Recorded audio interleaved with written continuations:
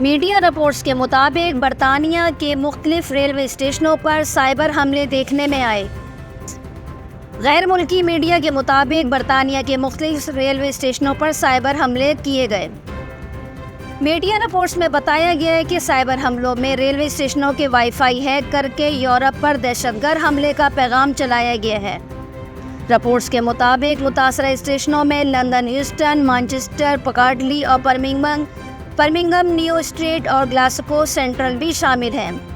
Media reports کے مطابق اسٹیشنوں پر وائی فائی سے مسافر لاگ ان ہوئے تو اسکرین پر یورپ میں دہشت گرد حملے کی اطلاع ملی۔ اس کے بعد متاثرہ اسٹیشنوں پر وائی فائی بند کر دیا گیا۔